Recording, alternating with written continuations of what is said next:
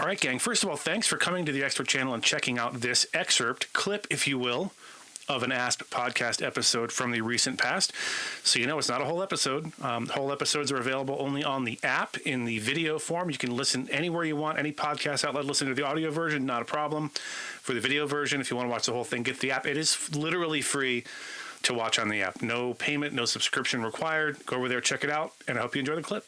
Well, alrighty, gang. Welcome back to the Gutowski Files. It's been a minute. I was out in Kansas, Manhattan, Kansas, for the ASP National Conference. Download the ASP Unlimited app for all the content you love from active self-protection and more with no interference from YouTube. No ads, no age gates, exclusive videos, seminars, classes, and more on iOS, Android, Apple TV, Roku, Amazon Fire, and Android TV. Hit the link in the description or download ASP Unlimited from your app store today. That went fantastically well. It went swimmingly, raised a bunch of money for those kids out there, and had a lot of folks got some really fantastic training. So if you attended the conference and you're listening to this, I thank you. We thank you from the bottom of our heart for attending and hope you had a fantastic time. That also means that I have not seen, and you've not seen in this space, Stephen Gutowski for like 2 weeks, it's too long. It's far too long to be without Stephen Gutowski. How are you, sir? I'm doing all right. How are you? Not too bad. If you want to talk football after we're done, the Eagles looking pretty good. Commies, they do look pretty good. Looking, yeah, we'll see. Anyway, moving on for anyone else tunes out. So this week we are discussing, evidently there was a presidential debate recently. I watched part of it. It's not my job to watch the whole thing, so I didn't, but Stephen Gutowski did. So he's going to tell us a little bit about what he found interesting from the debate as it relates to the Second Amendment. Stephen? Yeah, this actually might have been the most watched debate ever, which is kind of impressive. Much more so than the previous one, which forced Joe Biden out of the race, essentially, his poor performance there. But yes, they did actually talk about guns, sort of. I will say, like, there was no question on gun policy in particular. They didn't go over what their proposals are exactly, but it did come up in the context of Kamala Harris's shifting positions, right? Her various walkbacks, one of them being that she previously supported a mandatory buyback of AR-15s and other firearms, so-called assault weapons. And now she merely supports a ban on the sale of those firearms. And, in the context of that, combined with a number of other walkbacks she's made, ABC News asked her about those shifts in policy and why people should believe that she's being genuine now. And she didn't actually answer that question as part of her response necessarily. She didn't address the gun issue in that response, but she did eventually go back to it after Trump said that she was going to quote, confiscate everyone's gun. And she had a pointed response to that where she brought up the fact that she is a gun owner, which I think may surprise a lot of people, or something a lot of people may have forgotten about. I mean, actually, I had forgotten she said this in the past, but she brought up that she and Tim Walz, her running mate, are gun owners, and that claimed it was a lie to say that she would take anyone's guns. So that was the entire exchange on guns during the debate. It was something. It was more actually than every other debate, including the Republican primaries this cycle. So. But even then, it's still only a couple seconds in 2-hour-long debates. We didn't get a lot of meat there, but we did get something. Yeah, I've heard from various sources, and again, I try not to watch any more news than I absolutely have to keep my sanity. I've heard from a number of sources that back in the last election, when she was running for the nomination for the Democratic Party, that she had made very strong statements about absolutely banning quote unquote assault weapons. Not just banning them. Or mandatory buybacks. Yes, she's still for banning sales. Just to be clear.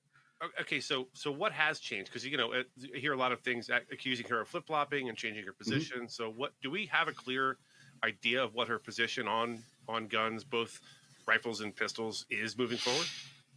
We have a vague outline, I would say, not, and I don't know that we have an extremely specific, detailed understanding of what Donald Trump would do other than to look at what he had done as president. But same for Harris. Harris has an actual record as Attorney General of California, as the a senator from California briefly, and then also as vice president, of course.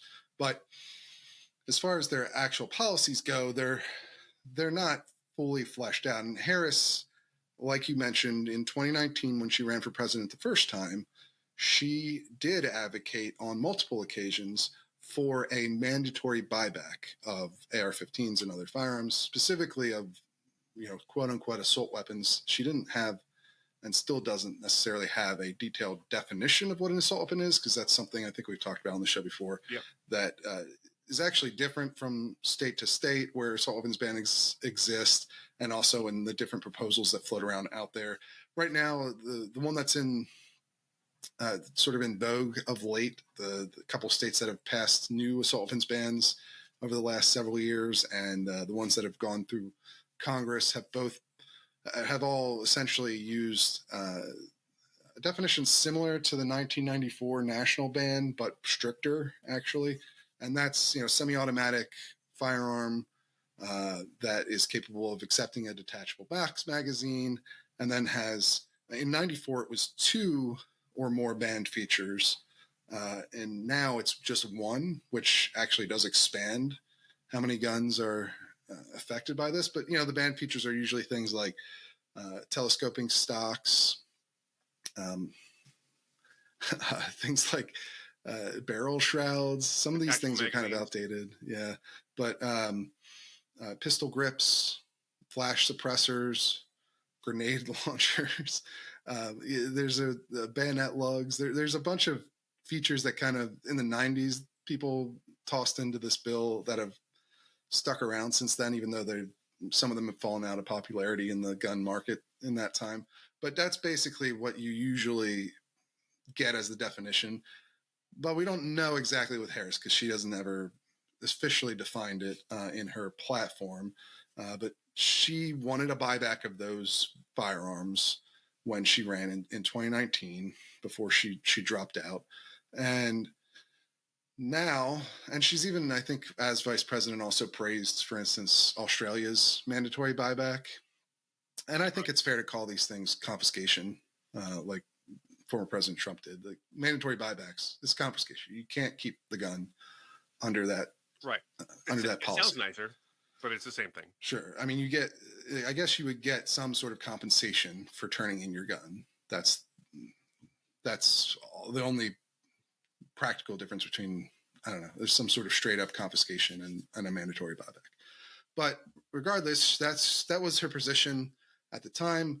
When she took over the top of the ticket in July, her campaign staffers came out and said that her position had changed on that. She no longer would push for a mandatory buyback if she was elected president. That's what Lauren Hitt, who's one of her campaign spokespeople, told us at the Reload to confirm previous anonymous reporting from the New York Times. So that's her new position. And she did, I guess, reiterate that sort of in the debate. She said she's not going to take anyone's firearms. So now, though, she supports 3 main policies as part of her platform, which is universal background checks. That'd be essentially extending background check requirements to private sales or sales between non-licensed individuals. So between you or I, or you and your friend, on the used market, the secondary market. Right now, most states don't require a background check on those kinds of sales,